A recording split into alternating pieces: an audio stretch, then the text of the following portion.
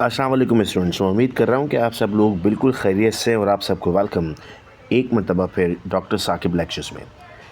Students, online preparation classes का आगाज़ किया जा चुका है। RO12 RO13 हमने उसमें ड्रैप एक्ट पढ़ लिया है और बड़ी तफसील के साथ ड्रैप एक्ट को समझा है।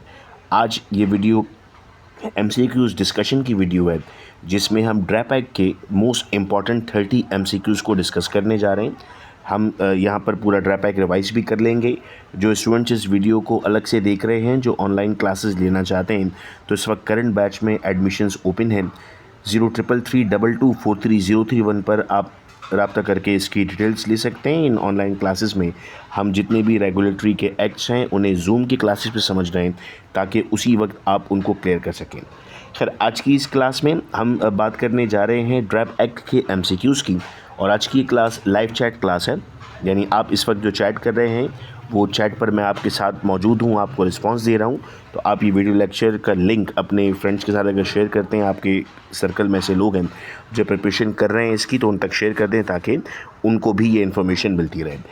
अब पहला क्वेश्चन स्टूडेंट यहाँ पर है। देखो, ड्रैप एक्ट पढ़ते वक्त भी हमने बात कही थी कि एक एक चीज़ याद करना ज़रूरी है। वो कुछ भी पूछ सकता है हमसे, और पास्ट ईयर्स में हमने देखा है कि बहुत बारीक बीनी से सवाल पूछा जाता है।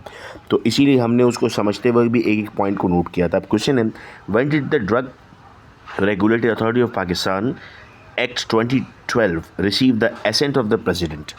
अब जब आप उसको पढ़ते हैं तो उसके गैजेट पर लिखा हुआ है 13 नवंबर, लेकिन उसका एसेंट लिया गया था 12 नवंबर को।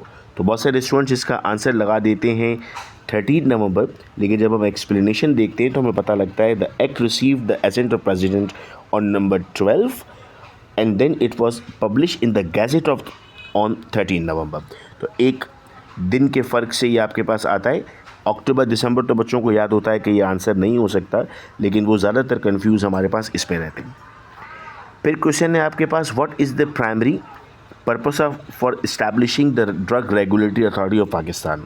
To replace the ministry? No. To provide effective coordination and enforcement of the Drug Act 1976? Yes. To manage all provincial hospitals? No. To regulate the export of agriculture products? सिर्फ एग्रीकल्चर की बात नहीं हुई थी उसमें, तो आप कहते हैं sir B is the correct answer. Basically DRAP act हमारे पास कब प्रेजेंट किया गया था? जब आपके पास एक मिक्सिंग कंटामिनेशन का इशू जनरेट हुआ था। उसके बाद ड्रैप एक्ट और फार्माकोविजिलेंस बहुत एक्टिव हुई थी पाकिस्तान में।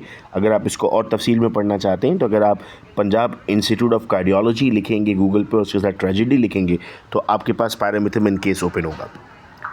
फिर क्वेश्चन है, according to the act alternative medicine include the products from which system?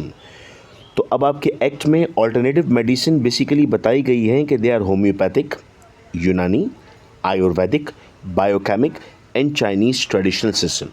इनको आपने नाम दिया है ऑल्टरनेटिव मेडिसिन का। याद रहे, जो आपका सेक्शन 2 का पार्ट 3 है उसने डिफ़ाइन किया हुआ है ऑल्टरनेटिव मेडिसिन को। आपको पेपर में ये भी पूछा जा सकता है कि कौन से सेक्शन ने ऑल्टरनेटिव मेडिसिन को एक्सप्लेन किया हुआ है। फिर क्वेश्चन है, which board responsible for disposing of appeals against the decision of the licensing और रजिस्ट्रेशन बोर्ड? अब यहाँ पर बड़ा क्लियर आपके सामने अपील लफ्ज़ इस्तेमाल किया गया, तो ये एपलेट बोर्ड है। एपलेट बोर्ड किस सेक्शन के थ्रू बनता है sir? It is constituted under section number 12, और इसका बेसिक काम आपके पास जो है वो डिस्पोजल ऑफ द अपील्स है against the decision of licensing board, registration boards और द प्राइसिंग कमेटी। तो सेक्शन भी साथ साथ आपके रिकॉल होते जा रहे हैं। What are the headquarters of drug regulatory of Pakistan located? Sir it is located in Islamabad, because ये फेडरल इदारा है। तो फेडरल इदारे के जो आपके पास हेड ऑफिस हैं वो आपके पास हेड क्वार्टर्स हैं वो मौजूद हैं इस्लामाबाद में। स्पेसिफिकली ड्रैप जो है वो चक शहजाद में ऑफिस मौजूद है इसका, इस्लामाबाद में। The authority is an autonomous body in the administrative control of the federal government, तो फिर इस्लामाबाद में हेड करेगा। The authority consist of full time CEO and how many directors? तो हम कहते हैं sir it constitute of 13 different directors. Section 4A basically state कर रहा था कि हमारे पास जो है वो एक फुल टाइम CEO मौजूद होता है और उसके साथ 13 डायरेक्टर्स होते हैं। नेक्स्ट क्वेश्चन है, which division is responsible for evaluation and registration of pharmaceutical drugs for human? यहाँ पर नाम अगेन बहुत क्लियर आपके सामने आ जाता है, एवोल्यूशन एंड रजिस्ट्रेशन। तो इसका जो बोर्ड था उसका नाम था pharmaceutical evaluation and registration board. फिर क्वेश्चन है, which official has the power to reappropriate funds with the approve budget of the authority. जब हम फंड की बात करते हैं बेटा, तो आपके पास जो बेसिकली सीईओ है उसके पास ये पावर मौजूद है। Section 53C। यहाँ पर स्टूडेंट्स जो है वो यूँ समझते हैं डायरेक्टर फाइनेंस है, फंड्स की बात हो रही है तो डायरेक्टर फाइनेंस जवाब होगा, लेकिन यहाँ पर सीईओ इज़ द अथॉरिटी जो इसको रिस्पॉन्स देता है।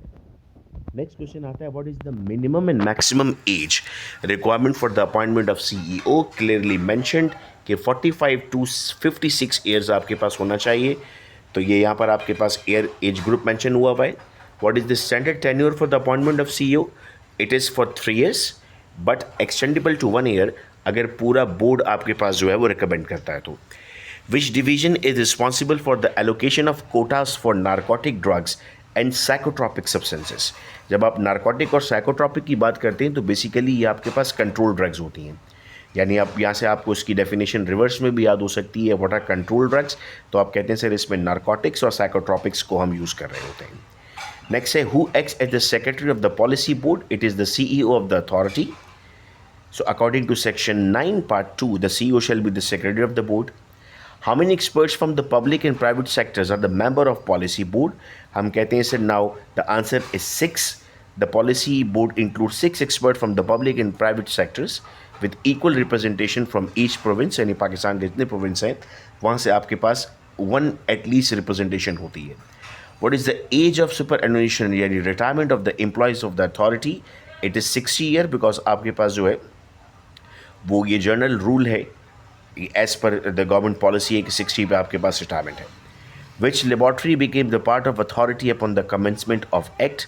CDL जिसे हम कहते हैं central drug laboratory in Karachi, that became part of the authority upon the commencement of the act. हम कहते हैं CDL along with the national control lab for biologics and federal drug surveillance, ये दोनों आपके पास जो है वो अथॉरिटी का पार्ट बनी थी।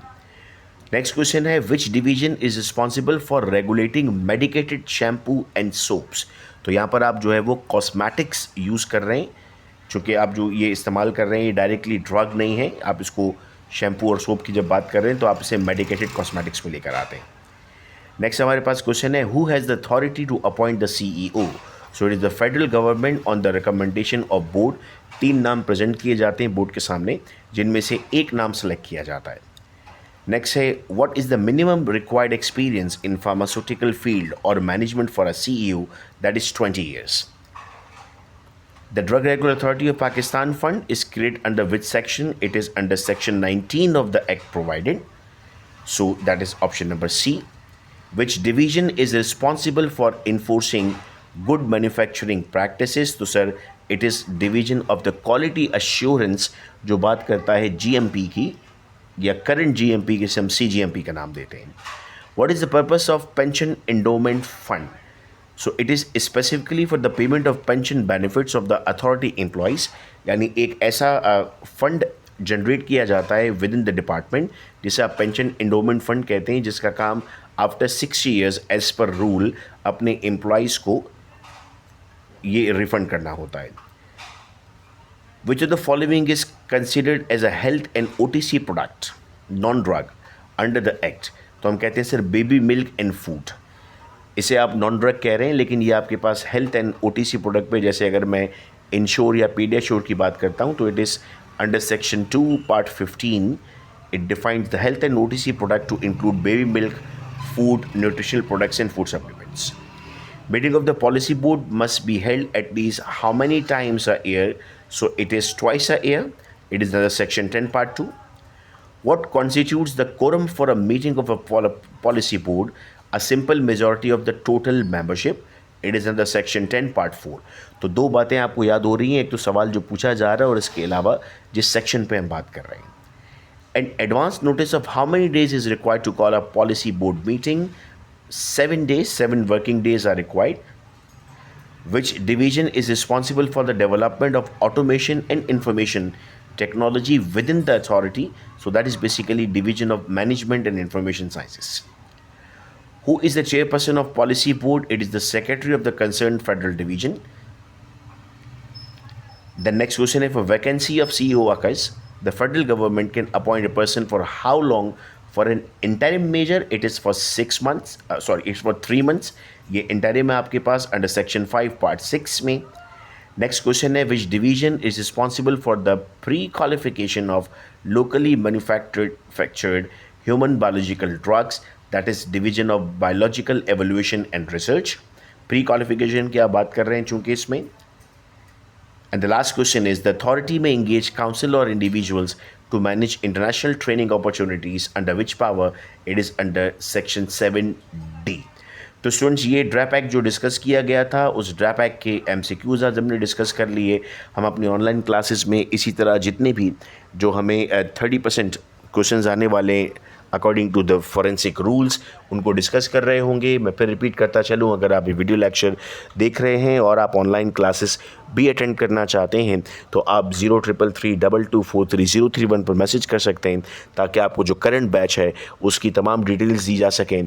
अपना बेहद ख्याल रखिएगा आप सब लोग। अल्लाह हाफ़िज़।